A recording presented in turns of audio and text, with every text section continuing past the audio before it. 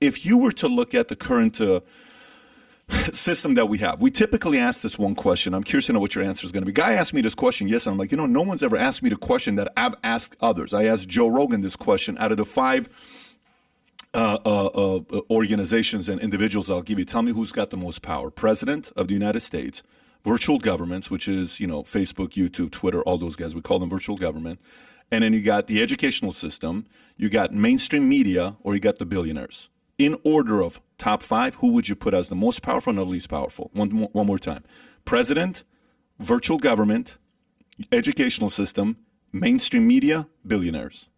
So I think it's relatively easy. Billionaires have the most power by an order of magnitude, way, way, way more. The president has the least power by an order of magnitude because politicians are basically servants. They're waiters and waitresses that the mainstream media does marketing for. They take an order. Hey, donor would like this, and they execute the order. Okay, I would pass a bill in favor of the donors. So for example, why did Ted Cruz turn around on a dime? Oh, I'm going to get Trump. I can't believe he said that about my wife, and I'm going to get him. And then he said that about my dad, and he's a dishonorable man. And then he's like, I'm going to phone bank for Donald Trump. I love Donald Trump. Please reelect Donald Trump. Okay, he's true story, by the way. 100% true. He's a bitch. Okay, but B, let me explain to you why he's a bitch. Because when he gave the speech at the convention and did not endorse Trump, he then went up to his daddy, right, which is Robert Mercer. That's his donor that gave him $13 million. Look, again, we're businessmen, Patrick. Somebody gives you $13 million, they expect something in return, okay? Especially in politics. In business, they expect a return. In politics, what do they expect? They still expect a return, but through corruption, okay? So when he goes up to the suite... Return on investment. Exactly. When he goes up to the suite of the Mercers, Robert and Rebecca, they slammed a door in his face. They got a new boy. It's Donald Trump.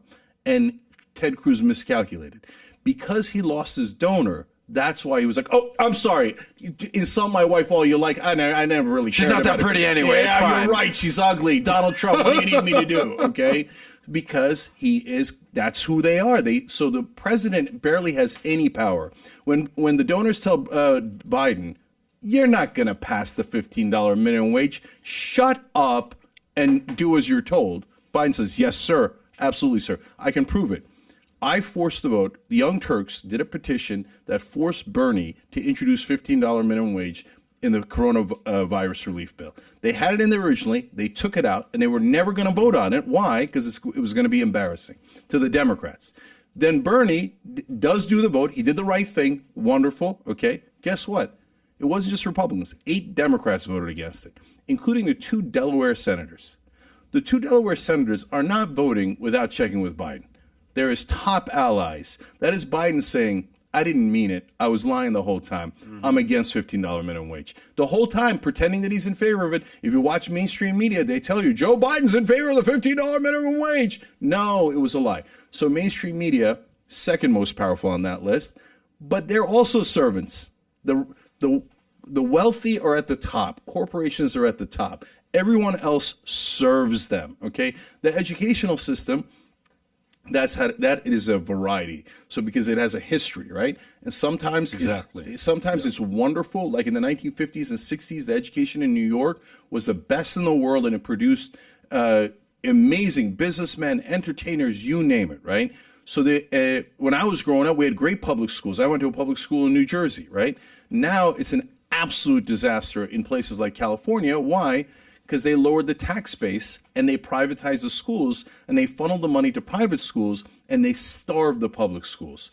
So the educational system is important because that's where we teach culture. Now, the right wing would agree with me that we teach culture there, but we disagree on what we should teach. So you put education 3? I think education 3, president's 5. So what's left? What was the digital media? Virtual government. Oh no, my bad. Virtual government is now you're thinking about it. No. They're number 3, but almost 3. Yeah, but they're almost at number 2. So you got billionaires at the top. Yeah. Then you got legacy media number 2. And then virtual government's digital media number 3. That's right. Educational system number 4, and at the bottom of the totem pole, the president of the United States. Definitely. So here's how I have it. Okay. I have president at the bottom, just like you do. I don't think president is. You got 8 years. What are you going to be doing? And quite frankly, 8 years, you got to have Congress on your side, Senate. There's a lot of moving parts for you to be able to do a lot of things done, and they're funding you from the back, so you're working for You guys them. agree? That part I agree, absolutely. At the second to the lowest, I put mainstream media, because mainstream media is a byproduct of the money guys, meaning mainstream media is nobody without the funders, which is billionaires. Billionaires make mainstream media talk about advertisers, whatever like they're we talked talking about. about. So I put mainstream media at fourth. I put billionaires at third.